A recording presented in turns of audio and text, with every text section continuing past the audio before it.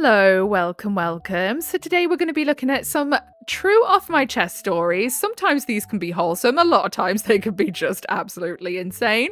So if that sounds like something you'd be interested in listening to today, then stick around and enjoy. And don't forget to like and subscribe, please. Thank you. Okay, first up, we've got my husband just told me he's leaving me and I never saw it coming. My 30th husband, 32M, shattered my whole world this morning.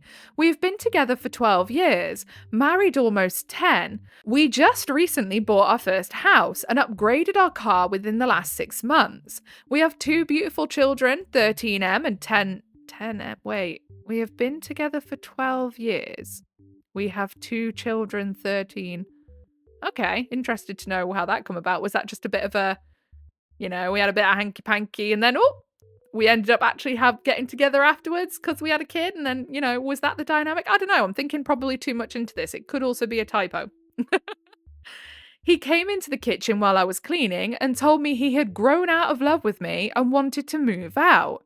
I was completely blindsided and shocked by this. Everything has been fine, no fighting, we have a healthy S life, had S literally yesterday, and we are in a better place than we've ever been in our lives. My heart is shattered, and I don't know what to do. When I ask him why, he just says it's him, and not me. He swears there isn't anyone else, but this has been such a sudden switch that I don't know what to believe anymore. He admitted to feeling this way for a while, and I can't help but feel dirty that he had S with me so many times while thinking about how he planned to leave me. I love him so much and I feel like I'm dying. I'm so scared about what it looks like moving forward, and I want so badly to wake up and all of this have been a bad dream.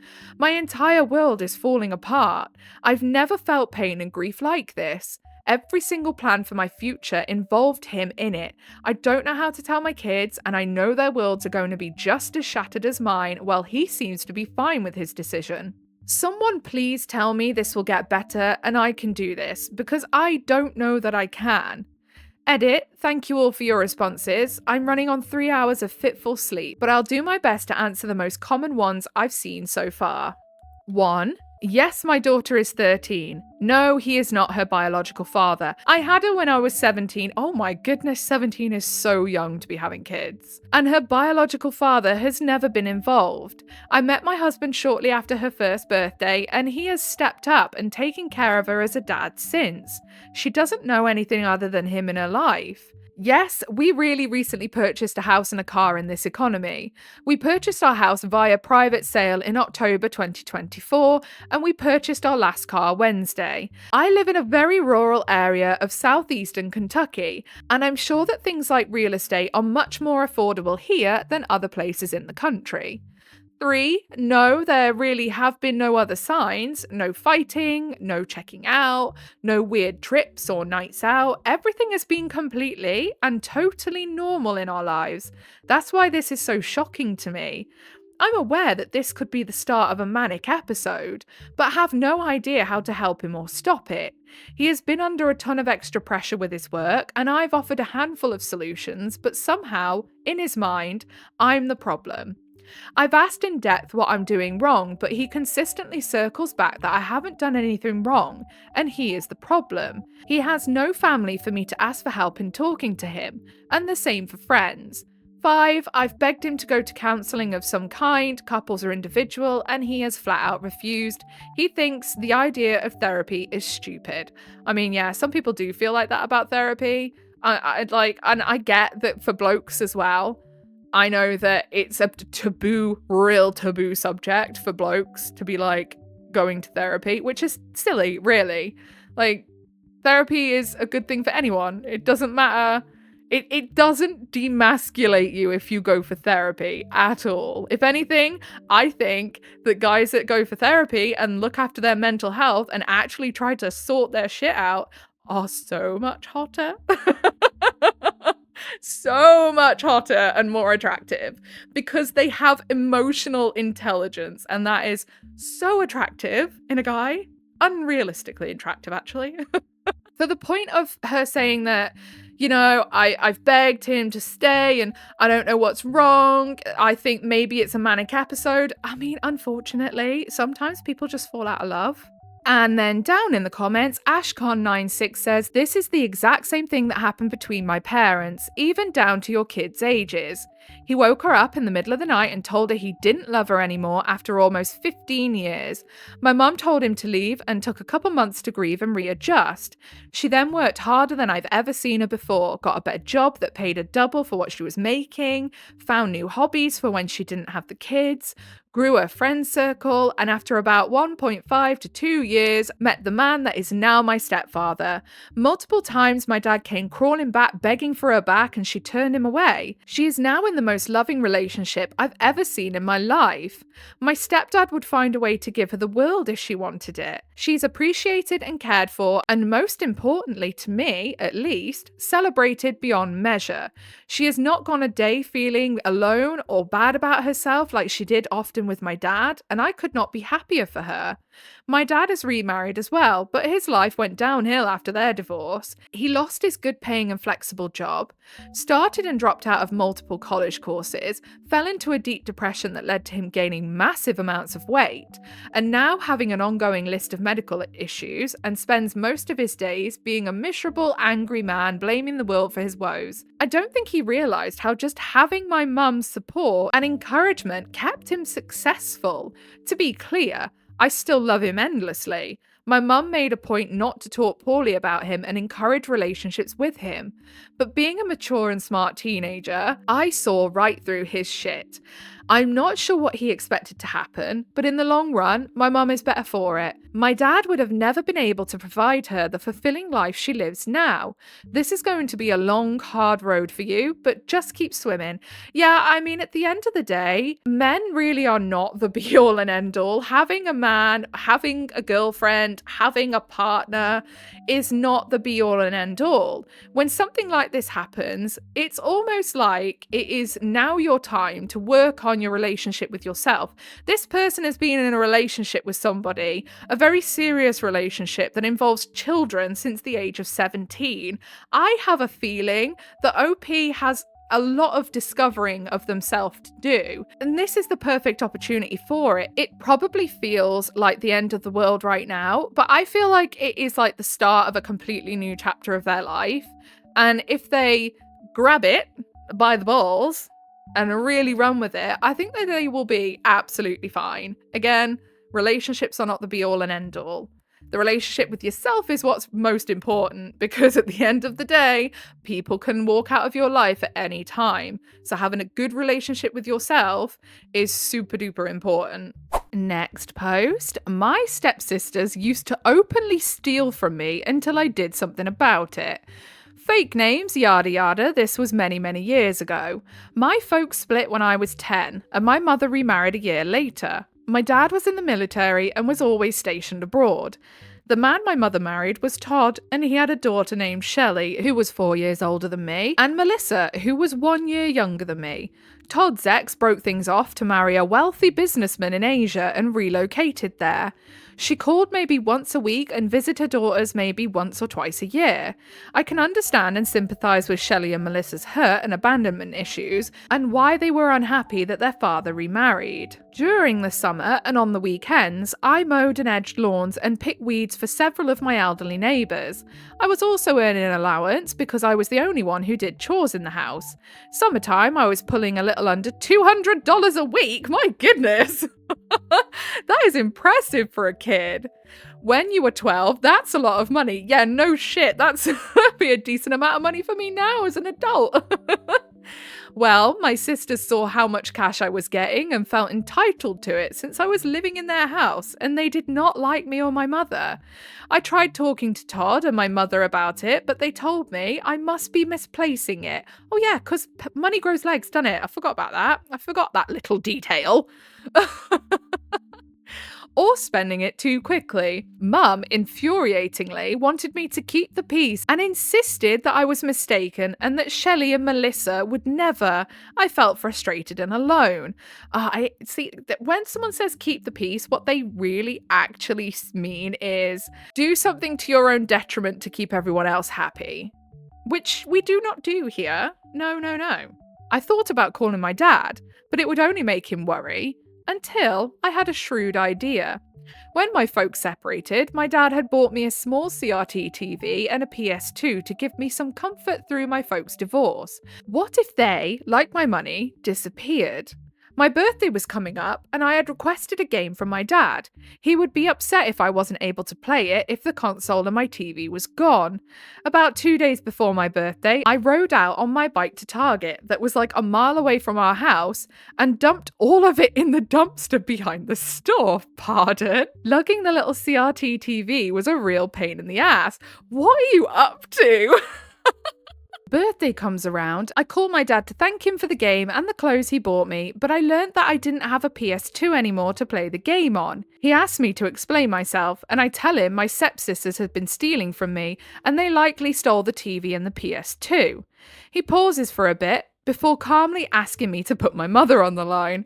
A couple of minutes later, my mum comes to my bedroom and looks around to determine the TV and the console aren't there. Todd, meanwhile, went to Melissa's room and found around $80 that she couldn't explain away. Melissa promptly sold Shelley out in the hope of avoiding punishment. Since Shelley had a car, it was believed that she must have pawned both the TV and the console. In their search of Shelley's room, they found alcohol and cigarettes. Shelley correctly guessed I had orchestrated this and I played dumb. Shelley and Melissa were both grounded for a year, and Shelley had been forced to get a part-time job. The next day, Todd gave my mum his credit card, and she bought me a new TV and a new PS2 and a GameCube. She also paid someone to put a lock on my door to guarantee my privacy. My stepsisters avoided me like the plague after that. I see Shelley and Melissa once a year at Christmas. I wonder if they harbour some resentment over what happened over 20 years ago. Probably, but they started it and I finished it. I love that. It's so funny. I mean, at the end of the day, I would have been so worried. What if this doesn't work? And I just no longer have my TV and my PS2. However, the plan went off without a hitch. And they learned a valuable lesson that day. And then down in the comments, Navy Dude 89 says, hell, $200 a week is a lot for someone over 12. Good job getting your stuff replaced and for Todd being a stand-up guy. And then Funky Aerial Junkie says, and this is $200 20 years ago. Exactly. That's a lot of money. That exchange rate is gonna, what would that be now? Let's have a little looky, shall we? $366.56 today. Goodness me. Yeah, that's a lot of money. Especially for a kid. Wow. Hustling.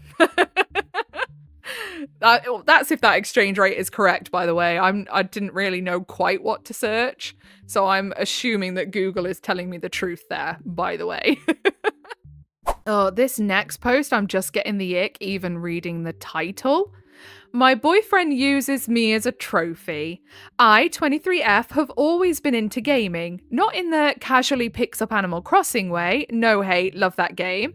But like, I grew up on MMOs, I built my own PC, I know my way around a Souls-like.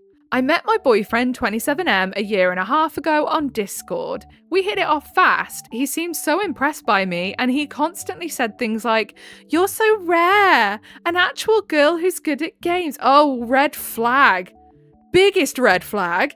He called me his gamer queen all the time. See, that would give me the ick.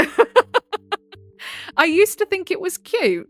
But over time, it started feeling weird, like he'd push me to say hi in his gaming group chats even when I didn't feel like it. He'd arrange for me to post my setups or gameplay clips, but he'd always attach comments like, "My girl's hotter and better than any of you." He started joking about how he upgraded because his ex didn't game. See, don't get me wrong, I think it's totally, like, cute and nice if your boyfriend wants to brag about you, and I think that's really sweet and great. But, like, when they're starting to, like, slag off their exes and stuff and compare you to them and, you know, making it really awkward, and most importantly, if it makes you uncomfortable, yeah, no. And the fact that it was, like, he came into the relationship like, "Oh my god, you're so rare, an actual girl who's good at games." Like, what? So many girls are good at games. And not even girls, thank you, women. So many are good at games. Like, it's not rare. At first, I thought he was just proud of me. But it started feeling less like he loved me and more like he loved the idea of owning me as a gamer girlfriend. It got worse when he made a TikTok showing me off without my permission. He filmed me playing Elden Ring from behind, captioned it like, POV, you bagged a baddie who can parry. It got a bunch of likes, his friends were hyping him up, but all I felt was humiliated. Am I overreacting? I don't think you're overreacting. I think it depends. See, I think, obviously, the fact that he came into the relationship saying those things is a red flag, and it's weird. Because so many women game, like, so many. It's unreal. And this whole thing of like, oh my god, gamer girls are so rare. No, they're not. They're a penny a bloody dozen. I know so many women who love gaming.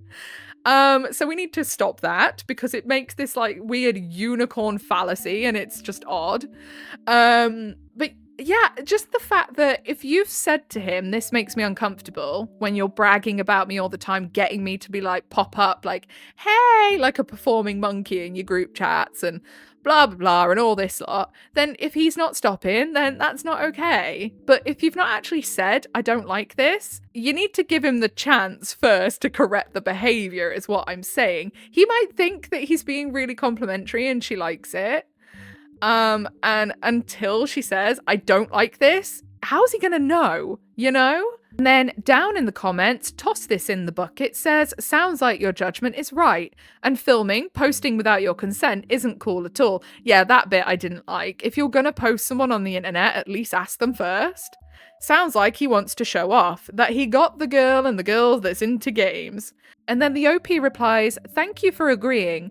I just wonder, isn't it normal that he is proud of having a gamer girl, or should I feel admired? Again, I think if it's the only thing he goes on about you, then that's weird. And it is like, oh, I just want a woman who's into gaming. Like, that's the only thing about you that interests me. And that's offensive. And that's not okay for a healthy relationship. But like, if he's just like, oh, I love that we share an interest, I'm really excited about it, then that's different. But like I say, the main thing is, if you say that you don't like him doing that and he continues, then he has crossed a line. Simple as. Communication is key here, I think. And then Teriel Silver, I hope I said that right. Okay, from one gamer lady to another, a certain amount of pride at having a girlfriend-wife partner that enjoys gaming too is pretty normal. My hubby has told me his friends are jealous because we game together, but he doesn't outright brag about it. I think it's the same with any interest or any hobby. If you find someone who is also equally as into that hobby as you, you're going to be really excited about it, and you're going to love that about your relationship, aren't you? Because you share a common ground and something that you both gain a lot of excitement and joy from. But he never posts me on anything without my permission. He may ask me to join a game with his friends, but never pressures me. It's far from the only aspect of me he loves and compliments. But I also feel a little pride having grown up playing games at a time it was less common for girls to be gamers. Like a small amount of recognition for it, but definitely don't want it to be all I'm seen as. Gaming is one of those many things we share, and our relationship feels like partners facing life struggles. It'll be 22 years next month. I can't say how bad it is exactly, it's your life and relationship, but you shouldn't feel like this uncomfortable or have a hard time talking about how you feel. He might not realize how uncomfortable he's making you. If you can't have open and clear communication, your relationship could become toxic or abusive. He might change when directly told what's bothering you and tone it down. He might not. Just remember that you are responsible for your behavior, but not his. You can change yourself, but you can't change anyone else. Sometimes a conversation can heal a relationship, or it can end it. Do what's best for you based on your situation and how things go, hoping that your life improves one way or another.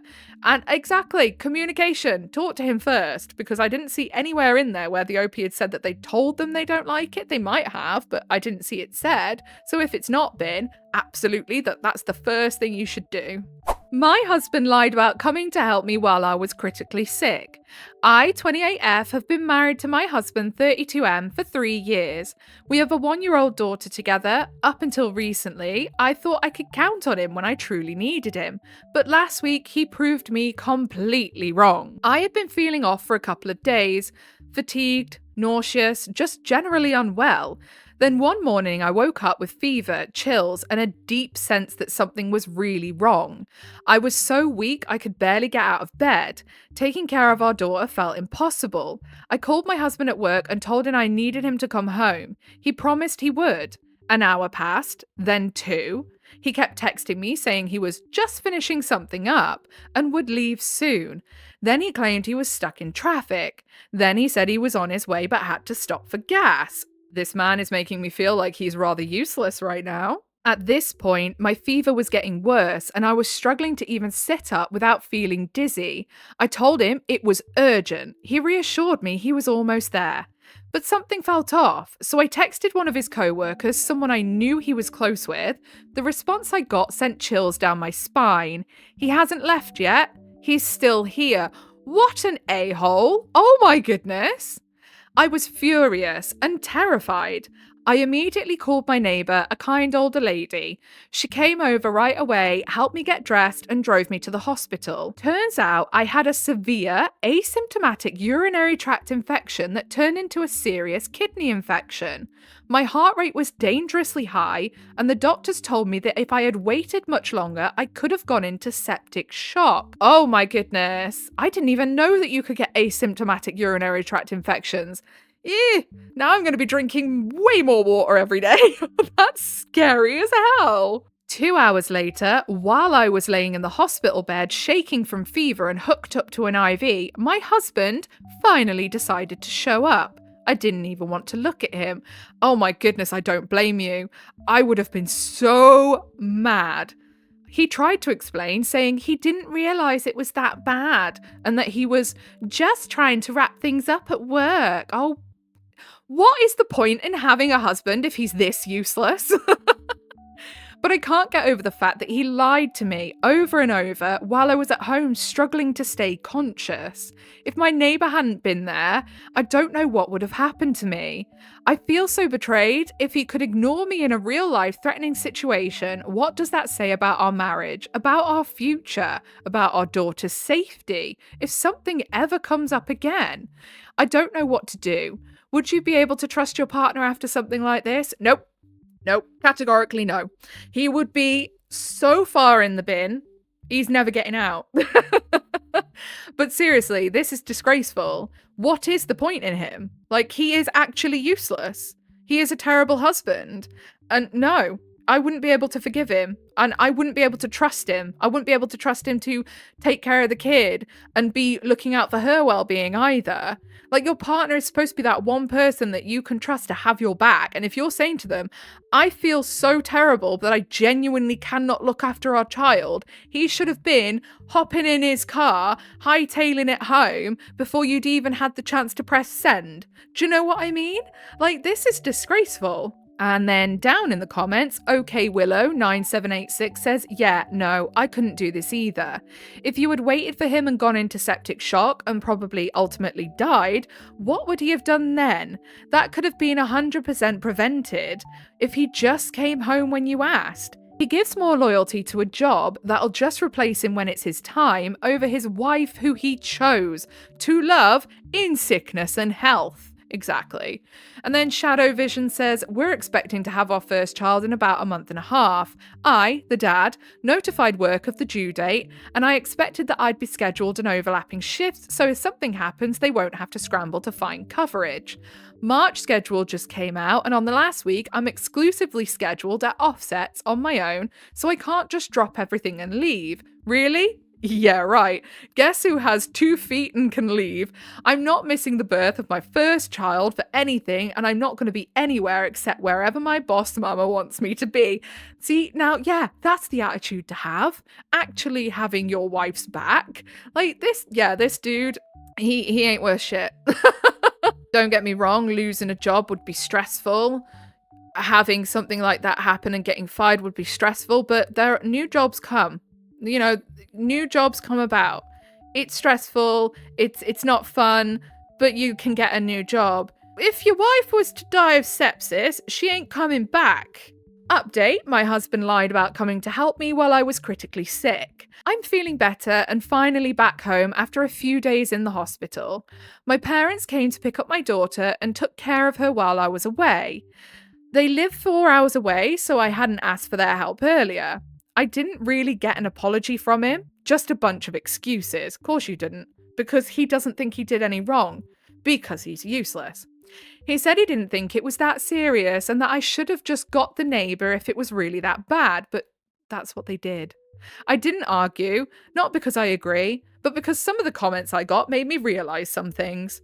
People asked if I'm the type to cry wolf, and that's why he didn't come home. In 5 years of being together, I've only ever needed him to take me to the hospital once, when I gave birth to our daughter. He wasn't there when I was sick, and if he had come home, he probably wouldn't have done much anyway, if it didn't need a hospital. But then someone asked me what I'd do if it was our daughter in my position, precisely. And he acted the same way. That hit me hard. And as dramatic as it sounds, I don't want to be with him anymore. I don't think I can ever trust him again. I totally get it. I totally get it. I've made an appointment with a lawyer, but of course divorce takes time.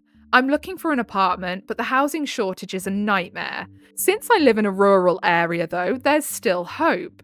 I haven't told him yet. He's acting like there's nothing wrong, so I'm doing the same. That's the smartest thing you can do when it comes to something like that. Get your ducks in a row before you leave. I even saw comments suggesting that he might not have been actually at work, maybe using it as an excuse for something else.